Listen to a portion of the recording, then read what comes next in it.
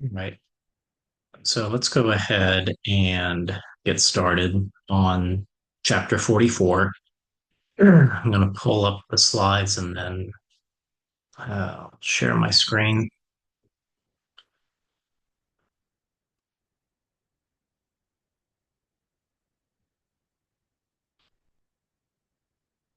Hmm.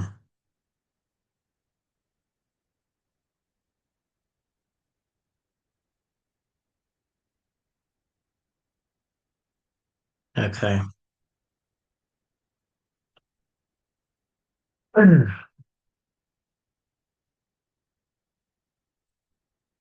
right. Osmoregulation and excretion. Okay. So you may or may not know about the albatross, which is a bird that hangs out in the ocean. And even though it only drinks seawater, it keeps its body salt and water in balance because it has a way to get rid of the excess salt.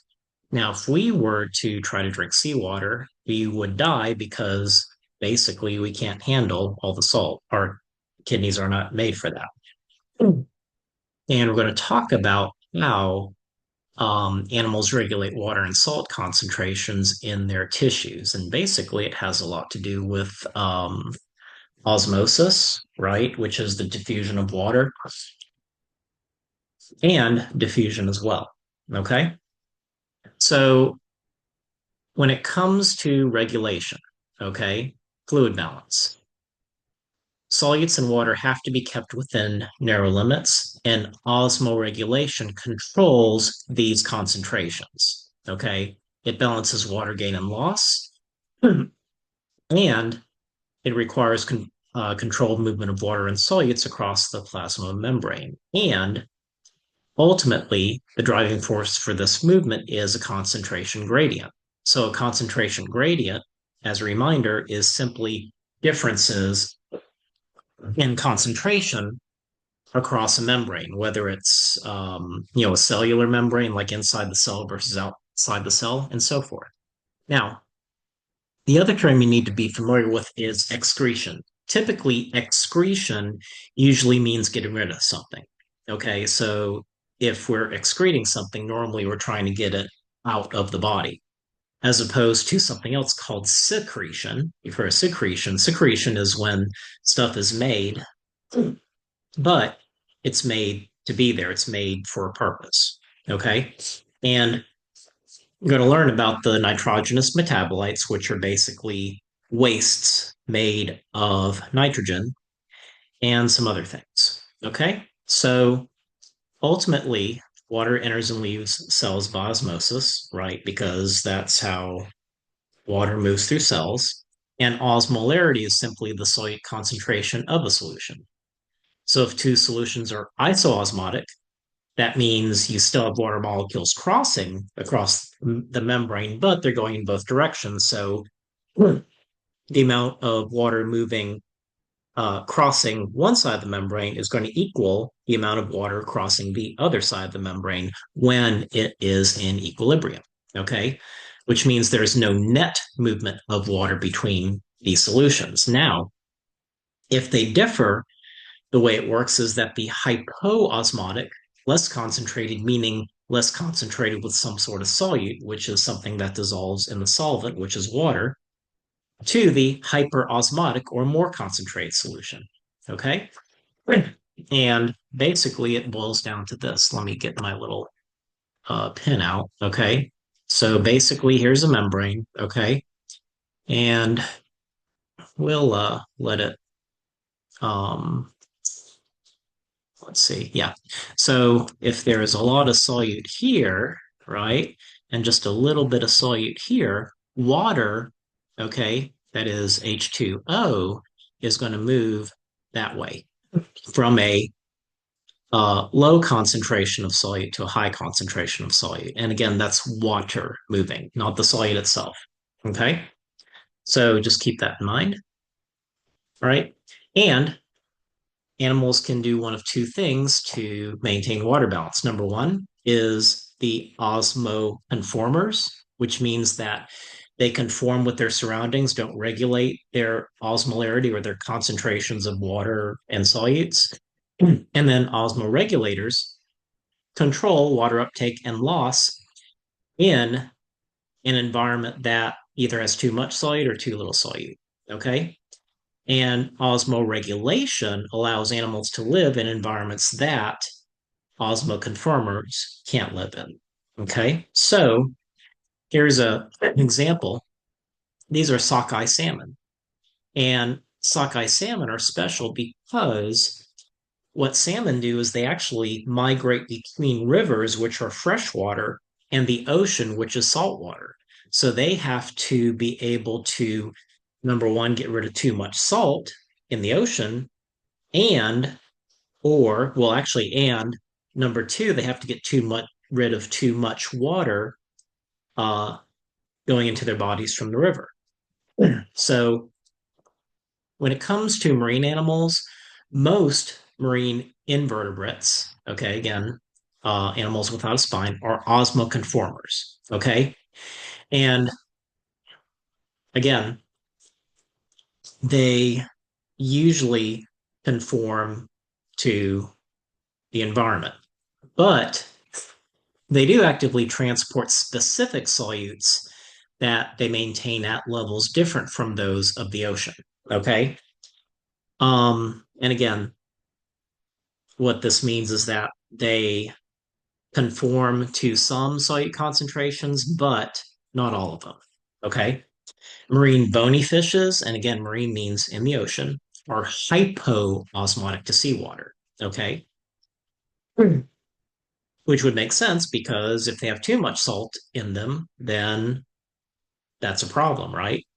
So what they do is they drink large amounts of seawater, but they eliminate the ingested salts through their gills and kidneys. In other words, they're getting rid of a lot of the salt that they ingest. Okay. Now, freshwater animals have to do the opposite. Okay. So they're constantly taking in water from their hypoosmotic environment. In other words, straight water just is going to go in, and if they don't get rid of it, it will burst their cells.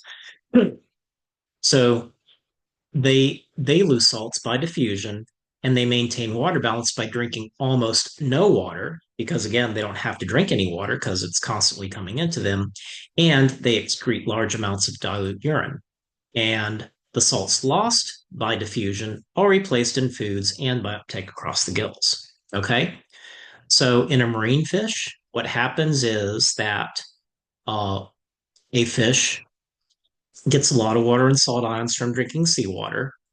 They get rid of a lot of salt from their gills, okay, and they excrete very, very, very small amounts of urine, okay. Um, in a freshwater fish, okay, again, there's a lot of water going in, very little salt. So they've got to get rid of all this water. So they pee out a lot of dilute water to get rid of it.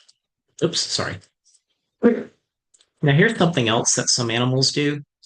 So some aquatic invertebrates live in a temporary uh, ponds, meaning that in some seasons the ponds dry out. Well, if they dry out, then normally animals would die, but not the tardigrade. The tardigrade actually can lose a humongous amount of water. It can go from about 85% water to about 2% water. And this is the dormant state of the tardigrade. And this process is called anhydrobiosis. Literally, it means no or without water process of life. Okay. So, anyway, what you got going on is that it dehydrates itself, lays dormant, and then when the ponds fill up again, it reabsorbs the water and then starts to move around again. Okay. Now, here's how albatrosses get rid of all that extra salt. So, what happens is that the albatross drinks the seawater, okay? And what happens is that the seawater actually comes into what are called these nasal salt glands, okay?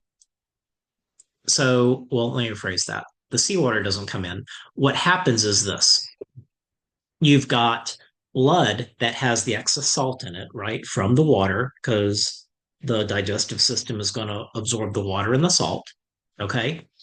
And what happens is as blood flows by these nasal salt glands, what happens is you've got transport epithelium that actually transports salt across into this gland that has fluid in it.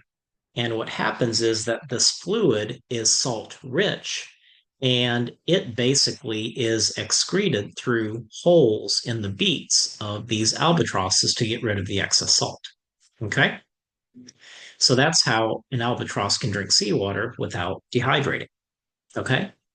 Now, when it comes to getting rid of nitrogenous waste, okay, animals have to deal with ammonia.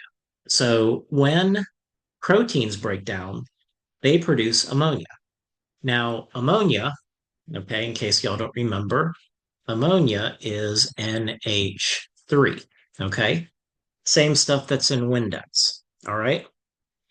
And in high amounts, it can be toxic. We actually produce a little bit of ammonia in our bodies, but it doesn't stay that way, okay? So what happens is this ammonia and other metabolic waste products are removed by excretion. And most of these wastes have to be dissolved in water in order for that to occur. Okay.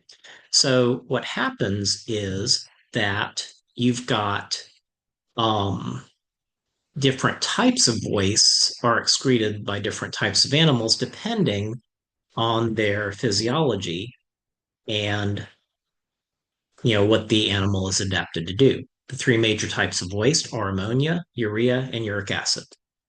So let's start with ammonia first. It's very toxic. Okay. In order to get rid of ammonia, all right, it has to be excreted where there is a lot of water. Okay. And in many invertebrates, this ammonia release occurs across the whole body surface so that the ammonia can get released pretty much right away. Okay. Now, most terrestrial mammals, meaning those on land, and many marine species, not just some, they excrete something called urea, and that's what we excrete. It's less toxic than ammonia. So what happens is ammonia that is produced from protein breakdown or protein synthesis is basically converted to urea by the liver.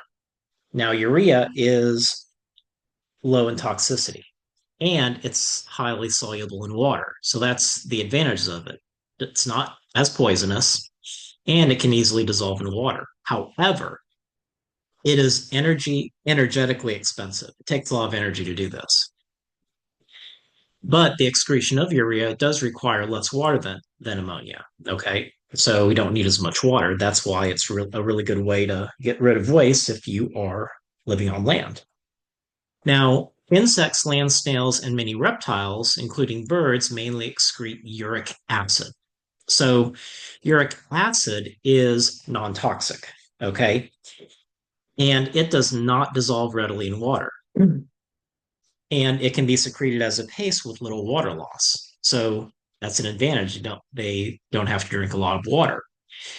But the disadvantage is that uric acid is even more energetically expensive to produce than urea. Okay. And you might say, that's interesting. So, you know that white stuff that birds poop? Well, that bird poop is uric acid. Now, that being said, guano or bird excrement is rich in uric acid. And because it's a great source of nitrogen, sometimes they use it as fertilizer. So, going back to this other slide that shows you again how proteins, amino acids are converted to amines. Ammonia is most aquatic animals, including most bony fishes. That's what they produce. Urea, mammals, most amphibians, sharks, and some bony fishes.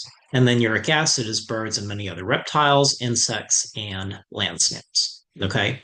So be aware of which group produces which type of waste product. Okay.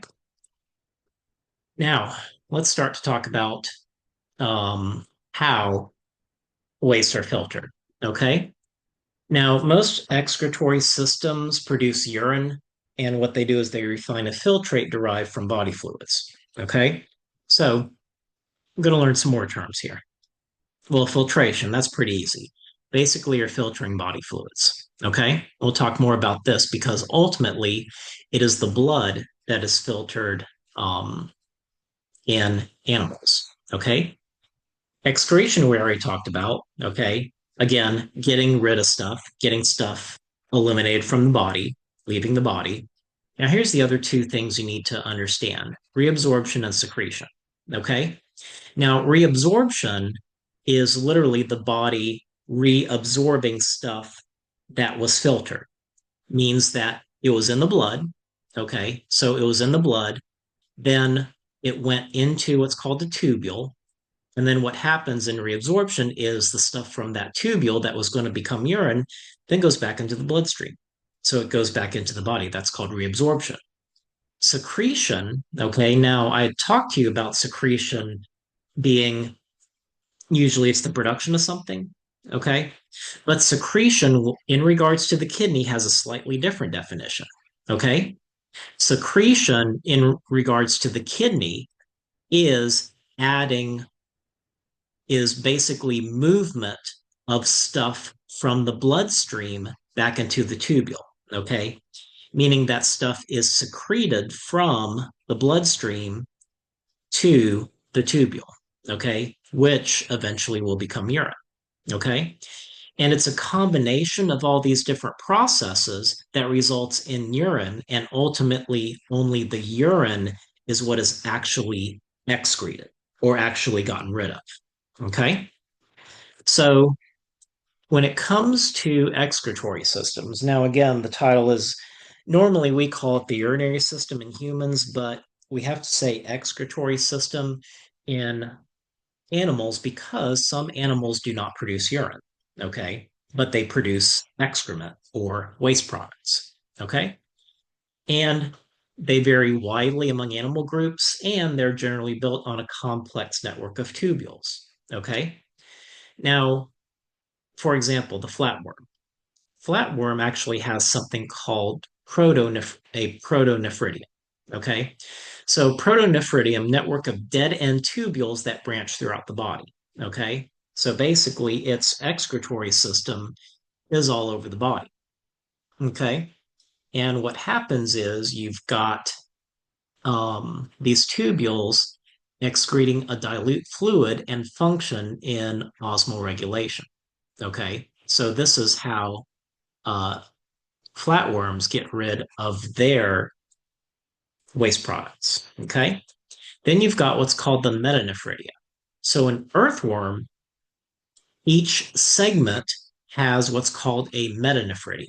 Okay, note the root word nephra.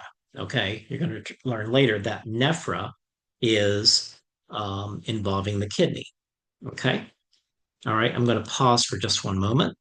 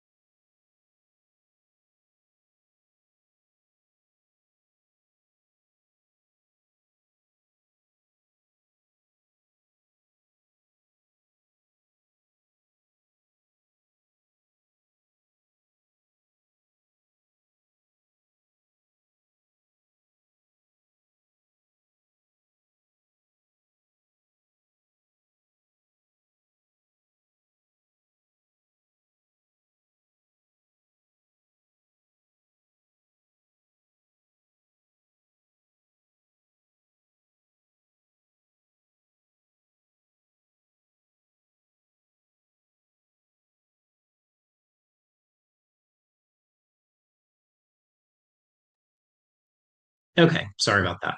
All right, so anyway, let's go back to the metanephridia. Okay, so this is tubules that collect a fluid inside earthworms called coelomic fluid, and it produces dilute urine for excretion as well. Okay, so when you're touching that earthworm and you feel like kind of the slimy, watery stuff on it, you're probably touching some of its um, urine. But anyway, just thought y'all would like to know that. Okay. And again, you see all the blood vessels here, the capillary network that allows for filtration. Then you've got Malpighian tubules in insects. Okay. And what they do is they remove nitrogenous waste from hemolymph. So remember, hemolymph is the fluid that is bathing the internal organs. Okay. And it functions in osmoregulation by removing the wastes. Okay. So in this case, you actually do not have filtration happening.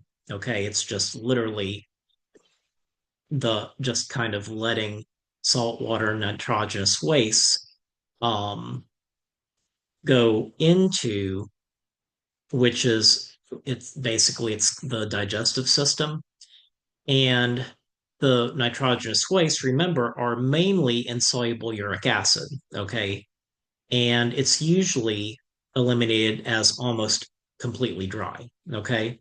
I don't know if you've ever seen cockroach poop, but basically that's what it is. So insects, at least they generally don't pee. What they do is they just form really solid waste. And because of that, it conserves water very effectively. Okay. So anyway, you can see the Malpighian tubules in this grasshopper, for example. In fact, I actually saw my neighbor dissecting a grasshopper today. I didn't know she did that, but she's volunteering to do that to teach her kids science, which I think is awesome because she is actually, and she has a master's in English, but because no one volunteered to teach her kids science, she volunteered. So props to her. All right. Finally, let's get to the kidneys. Okay, here's the good stuff. Now, kidneys. Excretory organs of vertebrates and some other chordates function in both excretion and osmoregulation. And I think you remember me telling you that the two major functions of the kidneys, along with some other functions, are excretion, which is getting rid of wastes, and osmoregulation, which is regulating water. Along with regulating water, it also regulates pH and it regulates solute concentration as well. And there's about 1 million of these different types of tubules. So basically, here's the urinary system right here. Here's the kidney. And then we're going to get into these other structures here called nephrons. Okay. So remember KUBU. Okay. So kidneys, there's two of them, right? Um, and you have the kidneys, you've got the ureter. The ureter take basically drains the urine from the kidney and transfers it to the bladder, the urinary bladder. The urinary bladder holds the urine, and then the urethra is the tube that allows the urine to escape the body. Okay. Now, here's the renal artery, renal vein, so it's got some blood supply. It's very vascular, as a matter of fact. This is the renal pelvis, which basically is the area that collects all the urine. Okay. Um, and then you've also got this outer part here called the renal cortex. So the cortex, anytime you hear the term cortex, it's typically the outer layer of something, not to be confused with this covering. So this covering right here is called the renal capsule. Okay. So the capsule basically is the outer part that just basically kind of covers everything. The renal cortex is the outer layer here, okay, where you have a lot of these different nephrons here. Okay. Then you have the renal medulla. So there's the medulla. Okay. And actually, each of these parts of the renal medulla are actually called renal pyramids, basically, because they're part of the medulla and they look like pyramids. You actually have extensions of the cortex going down in between the renal pyramids, and those are called renal columns. Okay. Um, and ultimately, what you've got going on is that you've got a lot of filtration going on. So a lot of the filtrate goes into the tubules, okay? And it actually gets reabsorbed back into the bloodstream. So, one moment. Stop.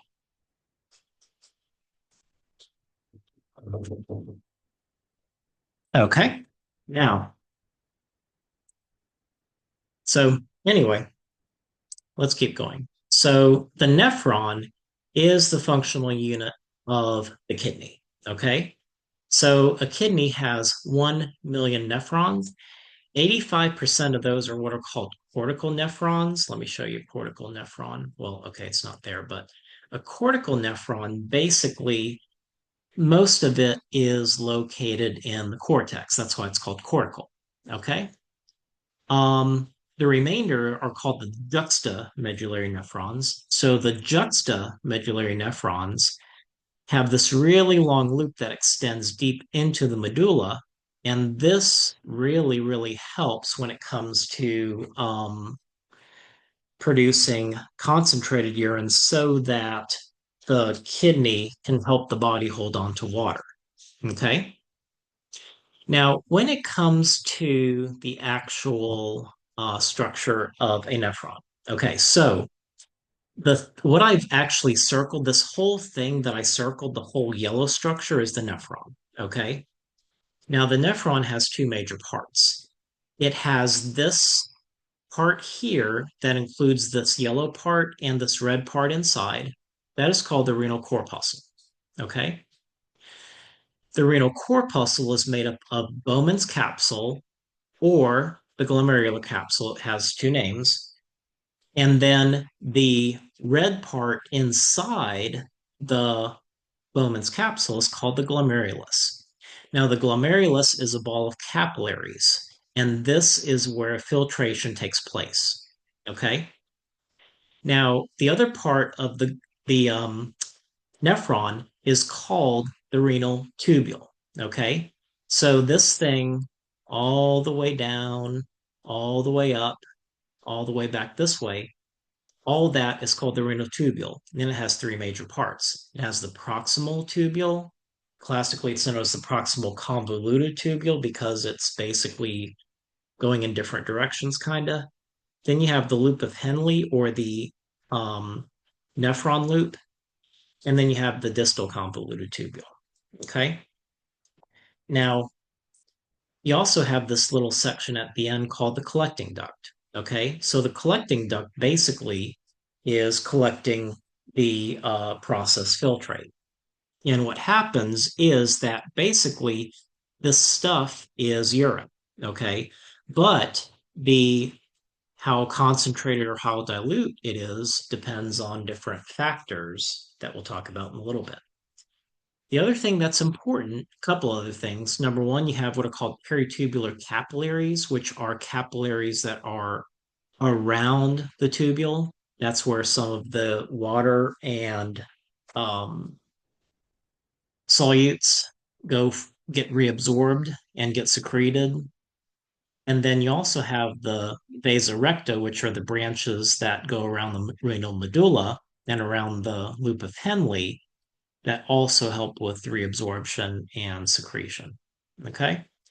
Now let's go ahead and I'm going to stop the share and get this so you can see the video. Hold on, I got to prime it for, let's see, share sound, optimal, share. Here we go. Oops, shoot. Sorry.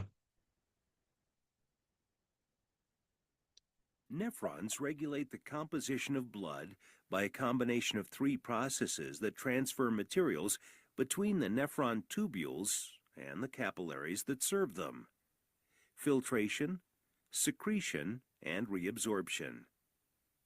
The diagram shows a nephron tubule and the blood vessels surrounding it have been straightened and simplified. The gradation of color, lighter on top, darker on the bottom, corresponds to an increasing concentration of solutes in the interstitial fluid surrounding the nephron towards the center of the kidney. As blood flows through the glomerulus, a knot of porous capillaries, water and virtually all other molecules small enough are forced by blood pressure out of the glomerulus and into Bowman's capsule. This process is called filtration. Filtration is the fluid that accumulates in Bowman's capsule. Blood contains blood cells, plasma proteins, water, sodium chloride, hydrogen ions, bicarbonate ions, urea, glucose, amino acids, and possibly some drugs and poisons. And it also has hormones in it. But again, that's part of the proteins and some steroids as well. Blood cells and plasma proteins stay in the blood because they are just too big to pass through. But all the other substances are filtered from the blood and form the filtrate that accumulates in the nephron tubule. As the filtrate moves along the proximal tubule, certain substances are transported from the blood and added to the filtrate through a process called secretion. Secretion of hydrogen ions helps to regulate body pH. Certain poisons are also secreted to remove them from the blood. This list summarizes substances contained in the filtrate: water, sodium chloride, hydrogen ions, bicarbonate ions, urea, glucose, amino acids, drugs and poisons. Filtration process is not selective, so some of these substances are useful to the body, and it is important that they be returned to the blood. The kidneys generally need to recover water, sodium chloride, bicarbonate ions, and nutrients such as glucose and amino acids. This reclamation of valuable solutes and water is called reabsorption. Let's look at the process of reabsorption. In the proximal tubule, Okay. So just to let you know, as a reminder, I'm going to stop the video here and go over reabsorption and secretion, and then I'm going to post another video. So again, filtration is basically filtering blood, okay, and coming up with a filtrate, which is what's left over after blood is filtered. Everything else stays in the blood, okay? The blood cells and the large plasma proteins stay in the blood. Most everything else gets filtered and goes into Bowman's capsule and goes into the proximal convoluted tubule. Now, reabsorption is when stuff moves from the tubule back into the bloodstream. Okay. Secretion is when stuff moves from the bloodstream into the tubule. Make sure you know those two definitions. All right. So we're going to stop here and I'll make another video later this evening.